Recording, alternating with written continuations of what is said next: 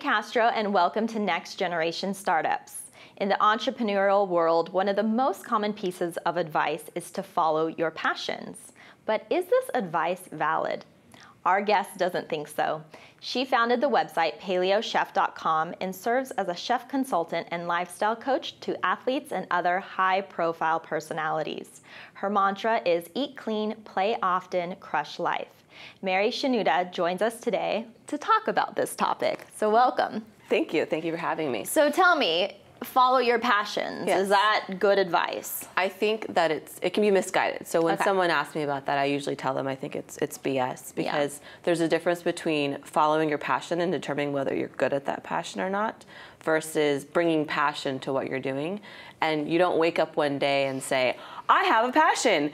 Let's go to the races. It doesn't quite work that way. And one of the examples I give is that I have a big passion for music, and music is a big part of my life. I have instruments that I play and songs are playing in my head, but I'm awful at it. I'm really awful at music, and I'm still happy. I bring a lot of passion to it, but I'm not going to create a business out of it. Right, which is a good point, because I feel like even for myself, I totally agree. I didn't wake up one day and was like, well, my passion is personal finance and helping women. It was an evolution to discover that and figure out how I could work in this specific industry and bring my passions into it, which you know, are similar. There's a lot of things and skills you probably acquired that are applicable to bringing it to finance that you are passionate about. Right. I'm very passionate about helping people and making sure that they are the best version of themselves. I say be your own awesome. And I'm able to bring that passion into paleo and fitness so they get that mindset.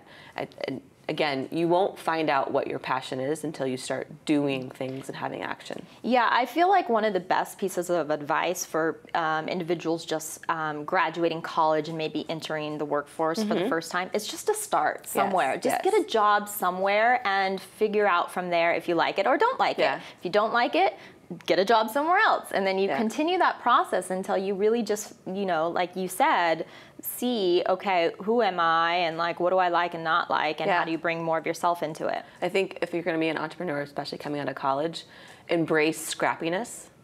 Be able to go to different kinds of jobs and do the grunt work and then do the high-level thinking so you can experiment with all that stuff to find your passion. I know that when I'm interviewing someone to work for me and they've graduated college, I generally ask them, so tell me what you've done besides college. Yeah. I want to see that you've applied some of those teachings to real life, and then from there I'll be able to determine and learn what they're passionate about. That's good. I like that. Now, what if you're 22, or maybe now you're 24, and you're really just getting discouraged? Like, you can't figure out anything that you like, right? Like, let's go there to that person who's like, yeah, great, I still can't figure out any of my passions, or I'm afraid to embrace my passions, or like, what do people do? How do you discover these things about yourself? Sure, and it's a question that I get asked a lot too. There are some really great people that I've worked with who are very successful, and they didn't figure out what they wanted to do until they were in their 40s or 50s sometimes, and that's just par for the course. Right. It's about mindset. You need to bring passion to what you're doing every day, and that will then determine what you find works for you. So if you're starting your day with, I'm not passionate about anything, womp, womp, womp, I will tell them to drink some prune juice and let that BS go.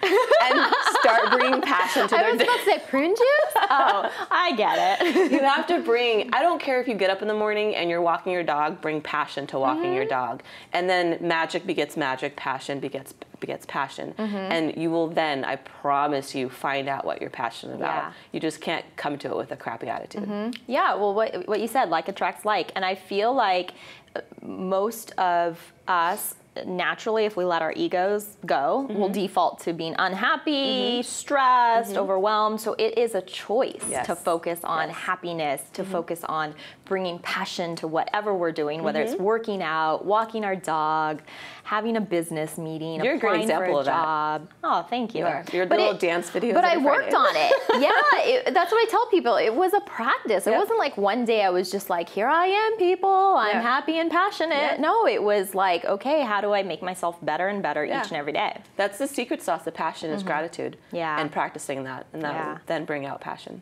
I love it. So that was valuable. I hope we were able to share our unique angle on this passion topic. Awesome. Well, thanks for being here and sharing your input. Thank you. Thank you for watching Next Generation Startups. I'm Brittany Castro, and I'll see you next time.